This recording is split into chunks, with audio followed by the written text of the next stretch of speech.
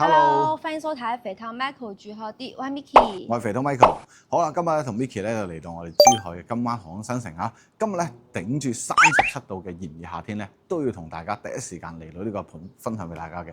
今日呢個盤咧就叫做湖城大景啦，係位於我哋金灣航空新城嘅一個邊位嘅上面嘅。咁地理位置嚟講咧，就唔算話十分之中心啊，但係咧佢都屬於係一個航空新城入邊嘅區位嘅。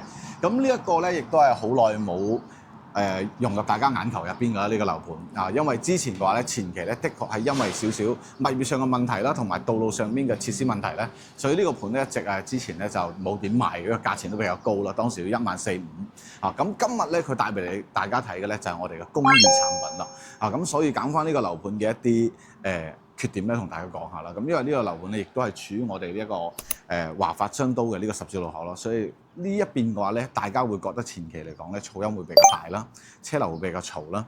啊，咁第二點咧就係而家我仲可以睇到路面上面嘅地基咧，仲係有少少下沉嘅一啲跡象啦，包括前期物業都有反映到我哋呢一個物業嘅問題啦，道路維修嘅一啲問題，所以呢個物業嚟反映俾我哋睇咧就一般般啊，唔算話一個好嘅物業。咁物業嘅話咧，就係由龍光同埋羅湖兩個物業咧係管理嘅。啊，咁呢個樓盤嘅話，今日講嘅一個優勢咧，佢就係價錢上面嘅優勢啦。嚇，就放到最大點嚟講啦。因為呢度嘅話咧，而家嘅單價咧係8300大精裝，毛坯有得揀啊，就係7100蚊一個平方啦。咁呢個樓盤咧，而家賣緊嘅公寓產品咧，就係82平方嘅公寓產品，可以做到4房一個複式單位啊！咁呢個價錢咧好吸引啊，60零萬咧就可以擁有4房啊！咁而且呢一個咧係可以間開2個我哋嘅公寓產品俾你嘅。首先第一個咧就係41，第二個咧都係41，兩個合併咧變為一本房產證啊！咁相當於我哋用82平方就可以間到4房單位出嚟噶啦，而且呢度咧係4.5米嘅層高。所以我哋係可以做到2層，完全係可以企立嘅一個範圍入邊嘅。啊，咁佢嘅格局嚟講咧，目前咧係比較少有呢種格局咧，因為佢中間係做咗個好大嘅中空位置啦。咁呢個公寓嚟講咧，大家可能都唔會係太感興趣，因為公寓產品嚟講咧，目前佢就知道啦，係一個缺點就係雙水雙電，會比我哋普通嘅住宅咧要高出唔少嘅費用嘅，咁所以佢呢邊咧亦都入住咗唔少一啲酒店嘅一啲細酒店嘅商家啦，咁所以成個公寓嚟講咧，喺管理上同埋人群嘅複雜嚟講咧，就會相對會複雜少少啦。咁所以呢度咧基本上可以用為2個作用，一個咧就係攞嚟自住，另外一間咧攞嚟出租。一唔係咧就2間打包一齊出租嚇，咁我哋咧參考個周邊嘅一個價錢嘅範圍咧，就目前嘅一個參考值咧就係1600到1800蚊一間嘅，所以你2間打包咧都有3000零蚊嘅一個收益喺度噶啦。所以我哋附近嘅一啲大型嘅學校啦，譬如話藝術學院啦等等嘅成績學院啦，呢幾個大嘅學校咧就加入起身超過10萬嘅師生，所以周邊嘅一啲租住人群咧同埋租售人群基本上以大學生為主，所以呢邊嘅一啲租售嘅一啲方案嚟講咧，仲係比較唔錯嘅一個吸引點喺度㗎。咁現時咧就帶大家一齊上去我哋嘅實體示範單位咧，同大家了解一下、分析一下呢個戶型咧到底有咩缺點同埋優勢啊！好啦，各位，而家咧就上到我哋嘅實體示範單位啦，亦都係買邊度睇邊度嘅嚇。咁我哋呢度咧完全係一個現樓嘅狀態嚟㗎啦。咁呢度咧講實話，戶數啊真係講真有啲多嘅嚇，係3梯22伙，所以我覺得咧等電梯咧真係有啲需要啲時間。但還有另外一種想法，就是3梯11戶，大家知道點解？點解咧？因為呢度咧係一本房產證，2間樓。相當於你係用68萬嘅總價買咗2套大精裝嘅現樓啦。咁一齊係點樣咧？同大家詳細講一講下。咁現時咧，大家可以睇出呢度嘅話咧，一共咧我哋呢邊係打開咗2個我哋嘅實體示範單位嘅。咁如果係花68萬嘅總價去買2套咧，就係一邊係左邊，一邊係右邊嘅啦。即係相當於呢2間樓咧，係一本房產證，即係實質嘅面積咧係82平方，相當於劈開一半嘅話咧，就一間41平方嘅。而且這裡呢，大家可以選擇毛坯或者是精裝。冇錯。那後期呢，大家根據不同的需求，也可以把這面牆打通它。係啦，咁其實咧，我哋入邊嘅話咧，亦都可以剝成打通為2間樓嘅。係啦。咁咧，因為我哋呢度咧已經係精裝交付，咁啊，大家可以入嚟睇一睇我哋呢一個戶型啦。現時我哋係一個7樓嘅呢個示範單位嘅樓層上面嘅。沒錯，大家可以看到現在的狀態呢，已經是我們的交樓標準了。那這個入戶門呢，也是做到了一個防火防盜門，包括指紋密碼鎖都是我們的交樓標準了。係啦，咁其實咧呢度咧就我哋現時咧係一個完全冇燈嘅情況下啦，係一個真實嘅自然光線，對，很真實的自然狀態給大家呈現。冇錯，咁我哋可以睇一睇啦，呢度畢竟都要打下燈嘅嚇，我驚大家睇唔清啦。OK， 咁我哋現時入到嚟咧，左手邊呢邊咧亦都係做咗一個開放式廚房，因為呢啲公寓嚟講咧都係全部統一㗎啦，基本上都唔會有咩太多嘅獨立廚房啦。咁我哋呢邊咧就可以睇出嗱，呢度就係我哋嘅洗手盤啦，包括切菜嘅、洗菜嘅。咁呢度咧，下面就係一個儲納櫃，係啦，係咁其實都唔使開燈呢度，就可能係廁所。然後上面呢，大家也可以看到，給大家做了一排收納的吊櫃。係。跟住我哋交付嘅話咧，有2件，第一件係我哋油煙機同埋我哋嘅呢個爐頭電池嘅，唔係用火嘅嚇，用電磁爐嘅。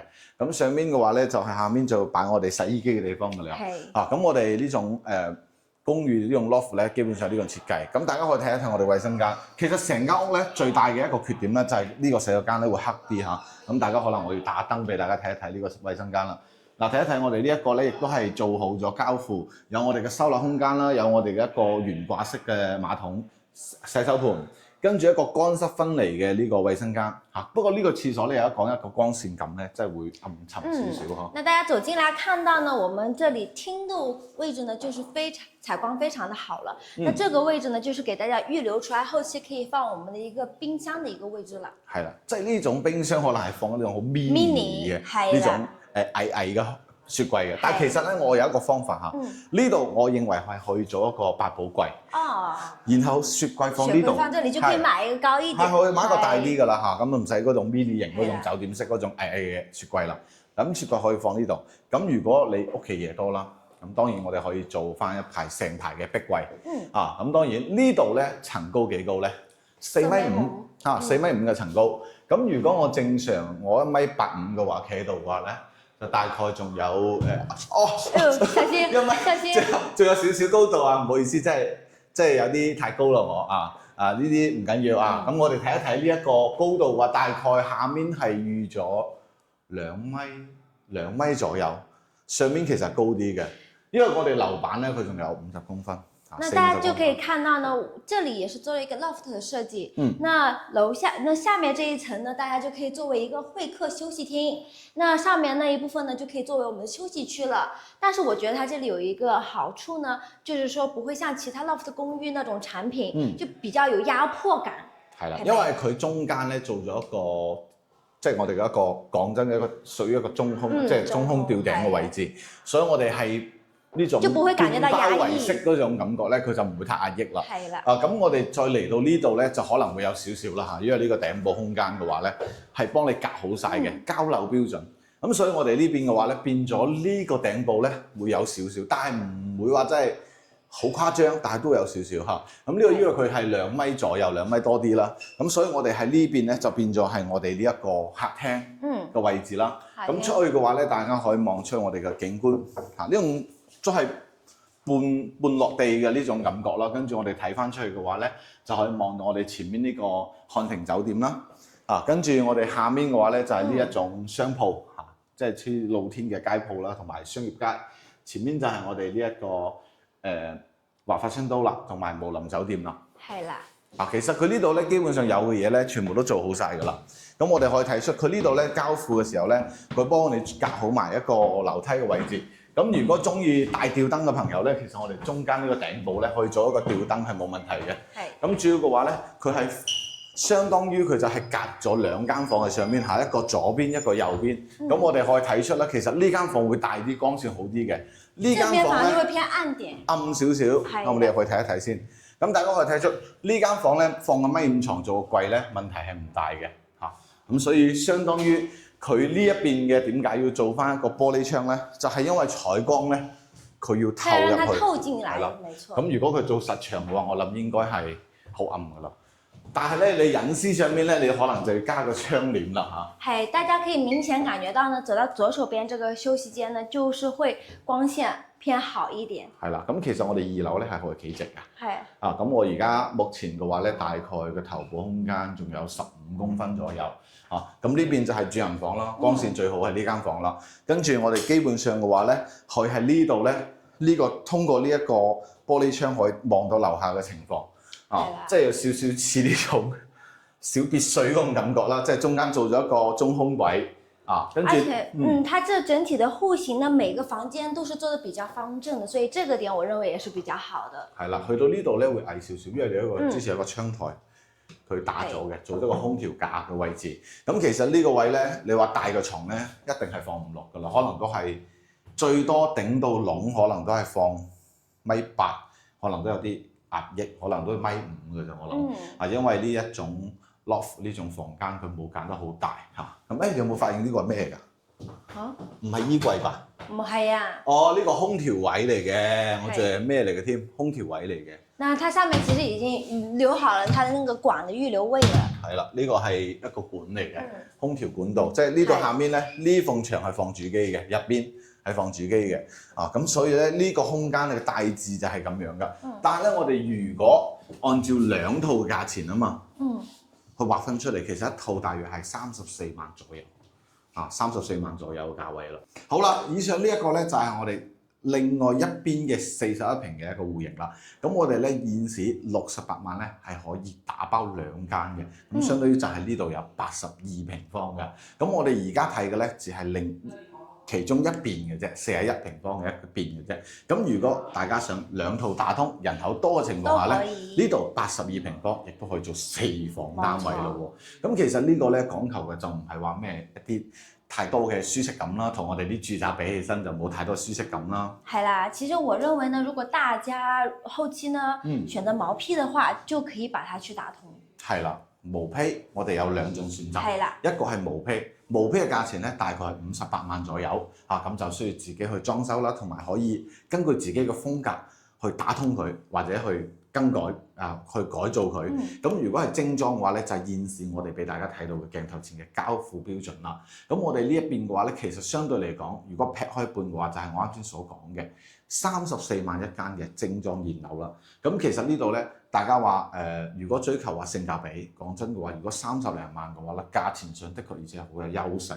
相當於如果我用68萬嘅價錢，我可以買到個4房兩衛嘅一個戶型啦，都可以說是2間屋，2間屋嚟㗎啦。但係我哋出咧就係出一半房產值。呢度咧最大嘅一個缺點咧，我認為就係呢一個同冇辦法同住宅嘅呢個舒適性去比啦。咁第二咧就係呢一邊嘅話咧係40年嘅產權嘅，其實相對嚟講咧，佢實用性各方面咧，當然佢就冇住宅咁舒適咁實用。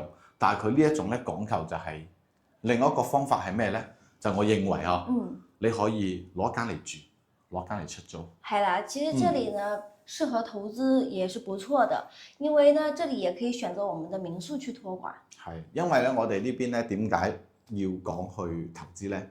因為我哋呢邊咧隔離有我哋嘅藝術學院啦，同埋我哋嘅華發商都，包括我哋呢邊有3個學校嘅，其實咁所以實質嚟講咧，我哋嘅師生係超過10萬人嘅，所以喺呢度住咧多數係以大學生嘅需求為主嘅，所以我哋呢度大概參考咗下網上嘅均價報價，大概1600到1800蚊一間呢個戶型，咁只係相當於我可以攞一間嚟住。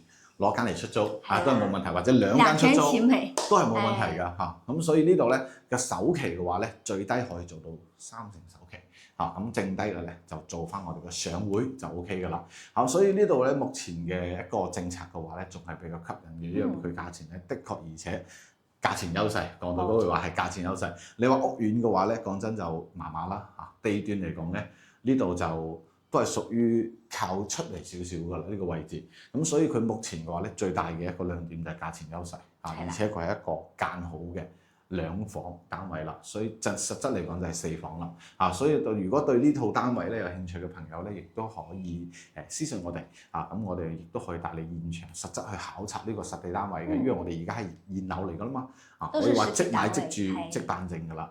好啦，我哋今期咧分享嘅湖城大景咧就到呢度啦，因為啲天氣實在太熱啦，我哋都出晒汗，其實講真嚇，因為呢個天氣太悶熱啦，咁所以咧就為咗更真實咁去拍俾大家去睇我哋嘅真實示範單位咧，所以我哋都係嚟到真實現場冒住我哋呢種大太陽嘅一個悶熱天氣嚇，咁大家記得做好防暑工作啦。OK， 我哋今期就到呢度啦，我哋下期再見啦，各位，拜拜。